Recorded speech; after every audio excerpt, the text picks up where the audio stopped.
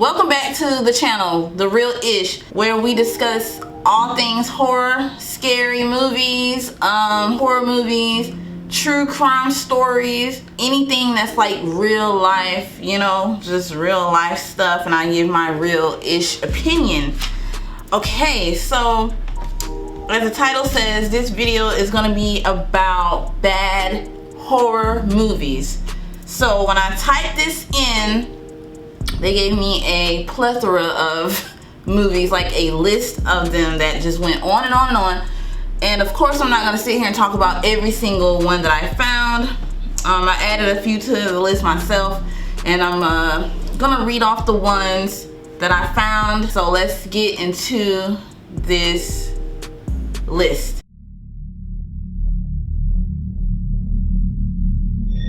Okay, so jumping right into this list, I'm not going in any particular order. I'm just going to mention the ones that they have on here.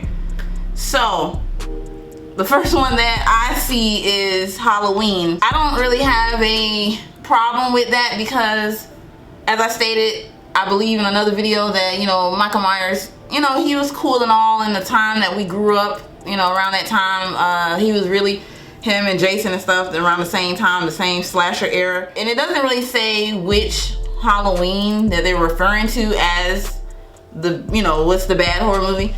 But yeah, I can sit there and watch the first one, maybe the second, but after that, it just kind of goes on and on and on. So that's a whole video in itself. And I really don't like the ones that Rob Zombie made, so I don't have a problem with that on the list. And we all know what Halloween is about. I'm not even gonna get into that. I just wanted to get that one out the way. Another one that they said is a bad horror movie is Cabin Fever. I don't have a problem with that one either, because Cabin Fever Cabin Fever was okay, but if I'm thinking of the right movie, I believe that it was like, it had a bad ending. I'm not sure, but Cabin Fever, it says fresh out of college, 5 friends face the horrors of a flesh-eating virus while staying at a remote cabin. Yeah, I think now that's the movie I'm thinking of, that it had a bad ending. Yeah, I can't remember if it's a terrible ending or not, but it's on this list, and I can watch it. I like the aspect of like it being a flesh-eating virus, around that time. I like movies like that. It's from, the movie's from the early 2000s, so I like older movies like that anyway. And I like the picture for it. It looks creepy, you know what I mean? So I won't say that it's a terrible movie, but they have it on the list, so I just wanted to talk about it, and other people may feel the same. All right, moving on. This is one I added to the list myself. Cabin in the Woods. Cabin in the Woods is a 2011 horror comedy, whatever.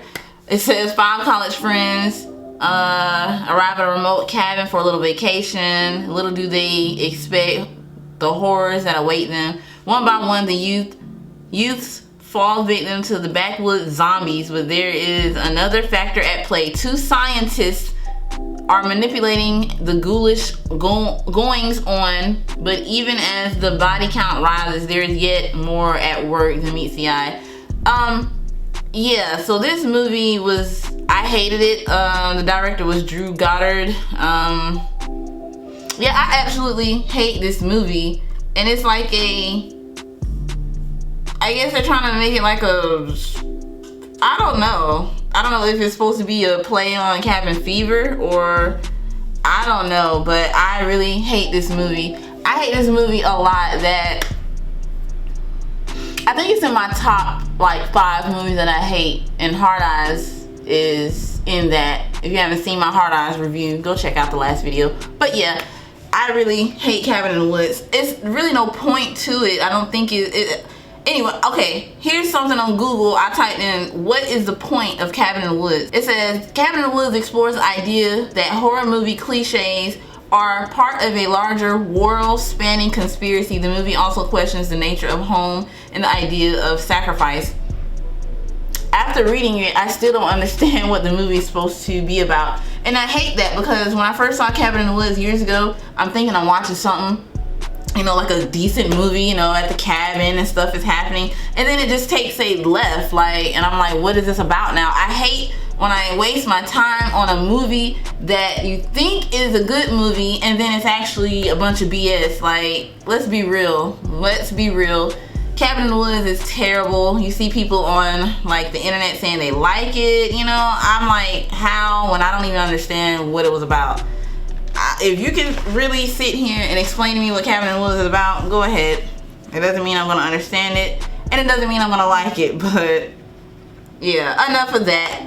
Cabin in the Woods, it's on this list. It made it, it's on this list. The next one is a very, I don't have a problem with this one being on the list either. I think it is a pretty bad horror movie. Jason X. I watched that to get giggles, you know. I watched that to laugh and make fun of it. Because when you look at Jason X and you look at Friday the 13th, how are they even like, it doesn't make sense to me. Jason X, it dropped in 2001, I believe. It says the year is 2455. The place is old Earth, one of the shimmering blue jewel of the galaxy. Old Earth is now a contaminated planet abandoned for centuries. Yet humans have returned to the deadly place that they once fled, not to live but to research the ancient rushing artifacts of the bygone civilization. See, this is already like boring me. That causes environmental disaster, and little does the most recent landing party of the intrepid young explorers realize that the fate that awaits them. It does not tell me how Jason got there, like, and then he has all this stuff on, and it just doesn't look like the Jason Voorhees that we know. I hate it. Something right here says on a website, Jason X isn't a good horror movie. It's not even a good Friday the 13th film. It says it's not a good horror film at all. I'm gonna ask, how did Jason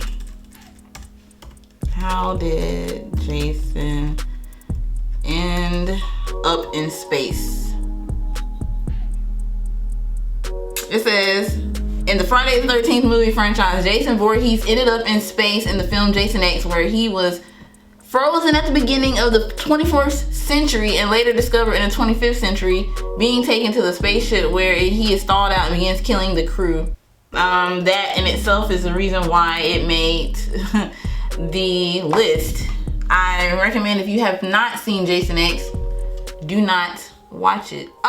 This one I'm not too, it says House of Wax. They have this on here as a bad horror movie. Someone says it's a gory mess. House of Wax is a remake of the 1953 film of the same name. It's a remake of the 1953 film.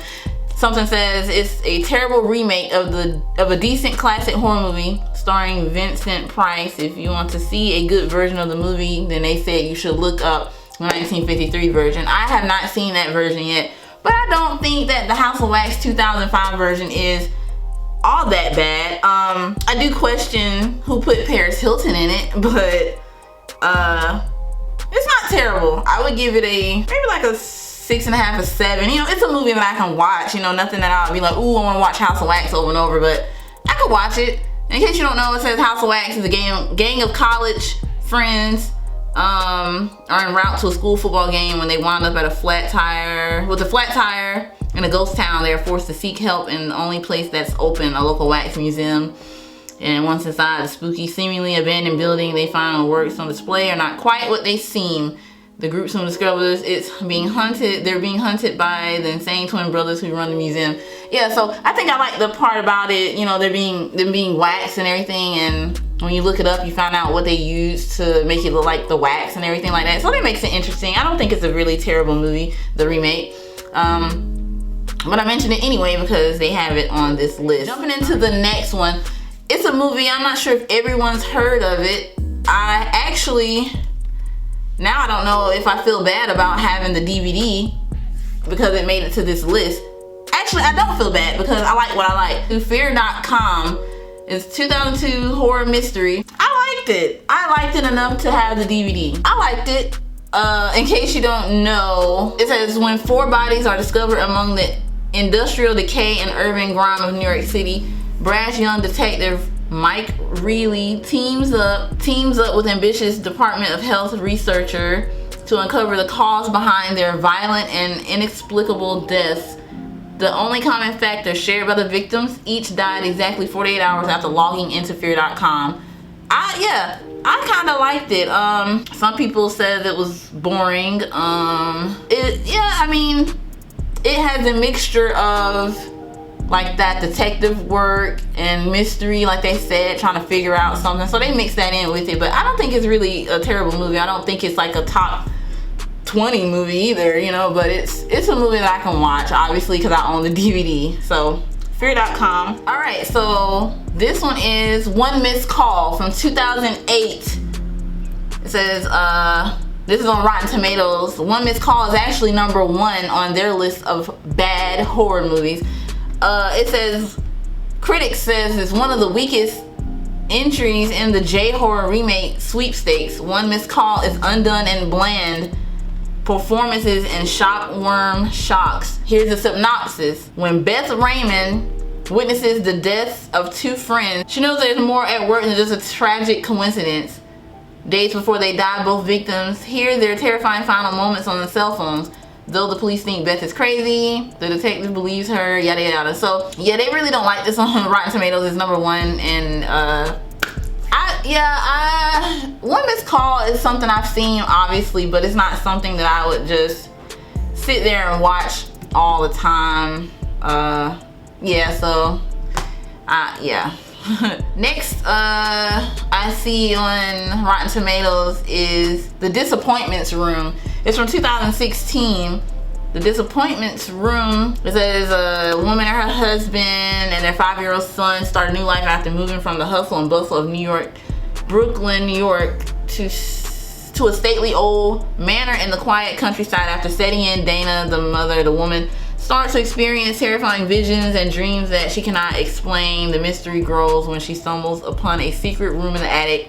After finding the key and unlocking the door, she discovers the dark history of the family that lived there in the 19th century. I've seen this movie, but to tell you the truth, I don't remember much about it, but I think I didn't like it at the end.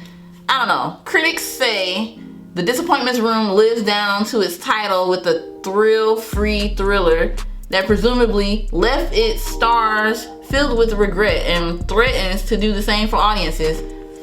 Yeah, so I honestly don't remember a lot about that movie, and that tells you something, right? Because I should remember.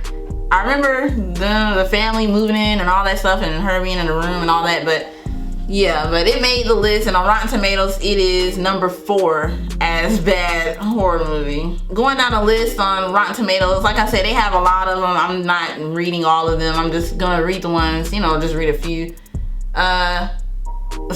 Here's one from 2023, Winnie the Pooh, Blood and Honey.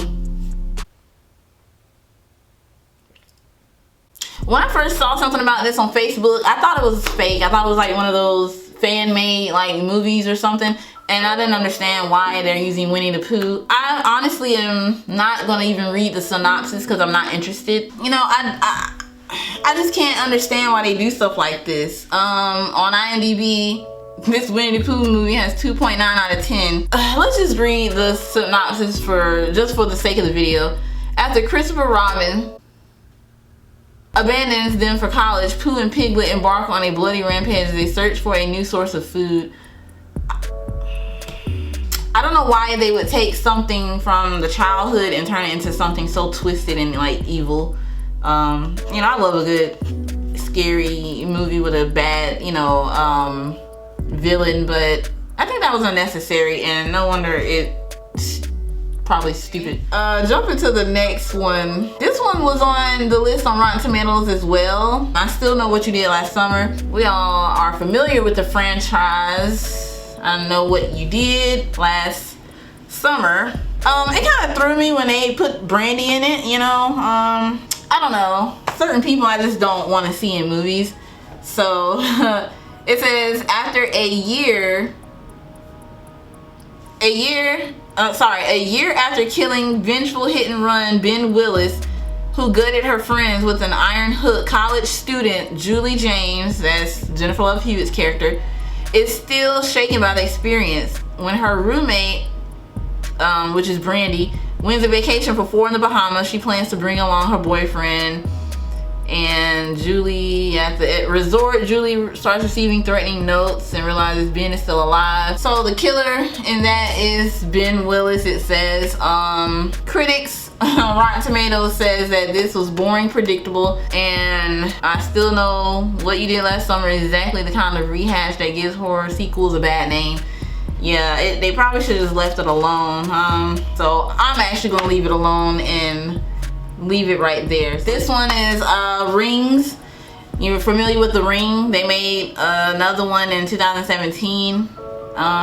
It says a young woman becomes worried about her boyfriend when he explores a dark subculture surrounding a mysterious videotape said to kill the watcher 7 days after he has viewed it. She sacrifices herself to save her boyfriend, and in doing so makes a horrifying discovery. There is a movie within the movie that no one has ever seen before.